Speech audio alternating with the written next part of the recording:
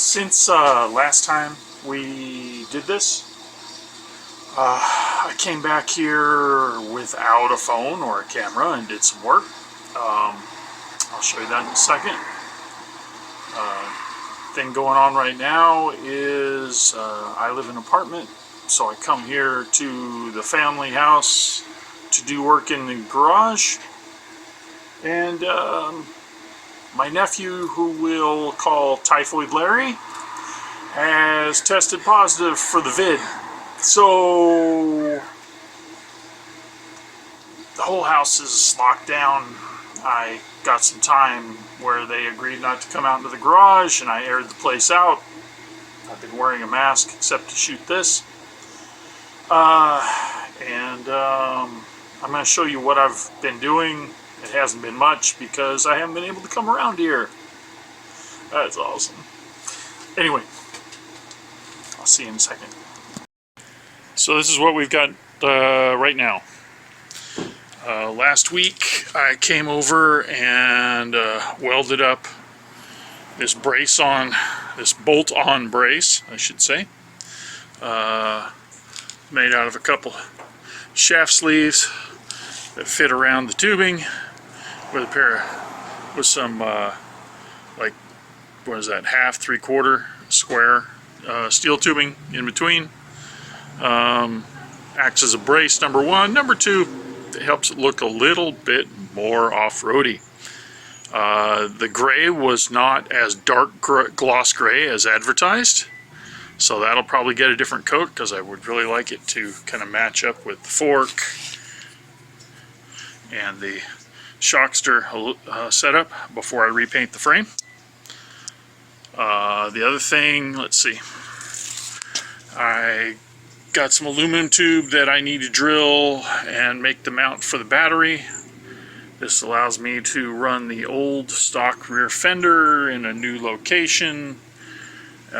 Should have enough room for the shockster to travel up inside and clear, and still hopefully keep some mud off my butt. My butt, which will be sitting on a lightly used bone traeger saddle on a layback post, which replaces the old flip-up post that had a release on it with the big fat seat. It had flip-up so you could clear pulling the old batteries in and out. With the new battery setup, I think I've got clearance, and if I don't, I can twist the seat post sideways using the quick release.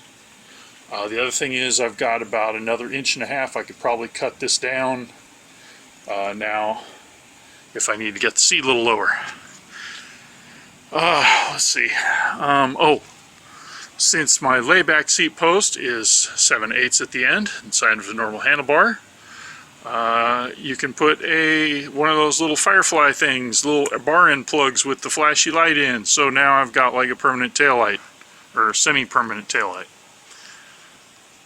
I guess that's all there is right now. I really haven't made as much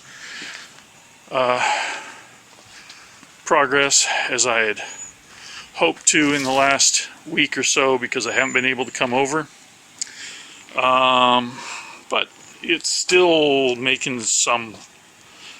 I'm waiting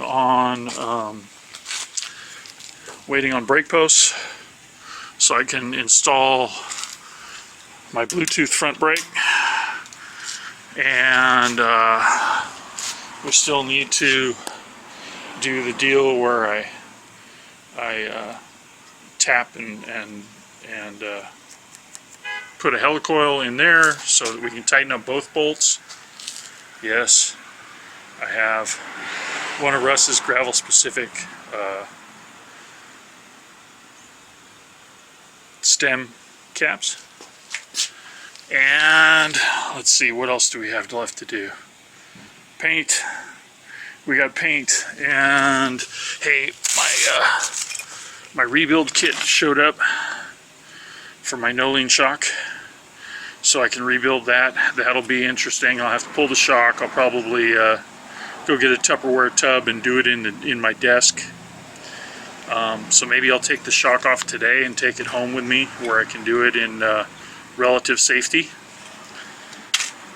Anyway, so that's end of January progress on the giant LaFree trail / camp bike project.